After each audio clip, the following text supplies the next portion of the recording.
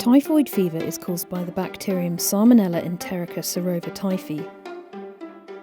The bacterium spreads mostly in food and water that's been contaminated by an infected person.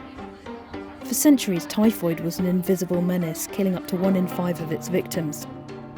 Salmonella typhi's role in causing typhoid was discovered by German researchers in the early 1880s.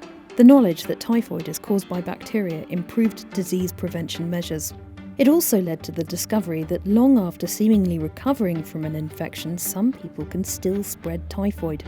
These healthy carriers display no symptoms and continue to shed typhoid in their faeces.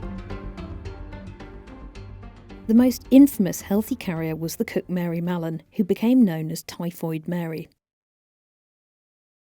Mary had emigrated from Ireland to America in around 1884 and worked as a cook for wealthy families in the New York area.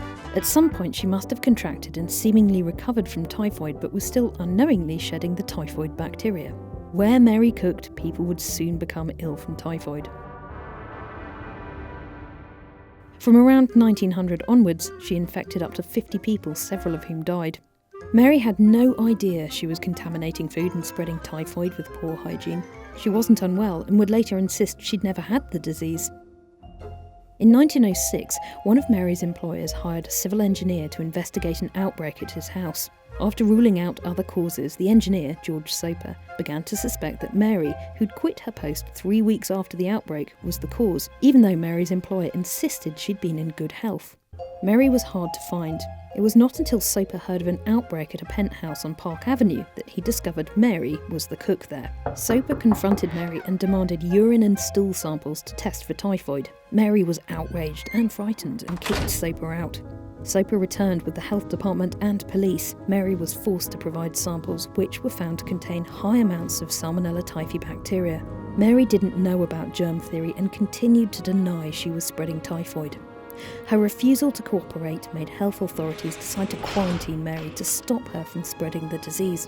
They also tried to cure Mary of typhoid with various drugs and wanted to remove her gallbladder. Mary refused and unsuccessfully tried to regain her freedom by suing city authorities and paying a laboratory to test her stool. Between 1907 and 1910, she was imprisoned in a hospital located on North Brother Island in New York Harbor, just northeast of Manhattan. While imprisoned, Mary became a minor celebrity. Although there were many other typhoid carriers, American newspapers sensationalized Mary's case and turned her into Typhoid Mary. Reporters highlighted that Mary was an immigrant, ignorant of germ theory, a single woman, and had opposed public authorities. For the authorities, imprisoning Mary soon raised uncomfortable questions about restricting an individual's freedom in the name of public health. In 1910, a new health commissioner thought Mary had been imprisoned long enough. She was released after promising not to cook again. Mary was given a job as a laundress. This was a step down from working as a private cook and paid less. After several years, she changed her name to Mary Brown and returned to cooking. In 1915, Mary caused a major typhoid outbreak at the Sloan Hospital for Women in New York City, where 25 people were infected and 2 died. She fled but was arrested by police. This time, quarantine was permanent. Mary was imprisoned and spent the rest of her life living on North Brother Island.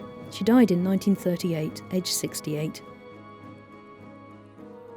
To this day, the term Typhoid Mary is still used to describe anyone who's a carrier or transmitter of something undesirable. For us, Mary's history remains important. On the one hand, it shows how poor hygiene can spread dangerous diseases like typhoid, and how scientists can use epidemiological and laboratory investigations to identify the source of outbreaks. On the other hand, Mary's story is an uncomfortable example of how disease is often unhelpfully blamed on and associated with particular groups, such as immigrants, ethnic minorities, or women. In the US, typhoid eventually disappeared not by mass imprisoning carriers like Mary, but by providing access to sewers and clean water, developing effective vaccines, and improving general hygiene. Other countries have not been so fortunate. Lack of access to safe and affordable water, food, and healthcare means that typhoid remains a major problem in poorer areas of the world.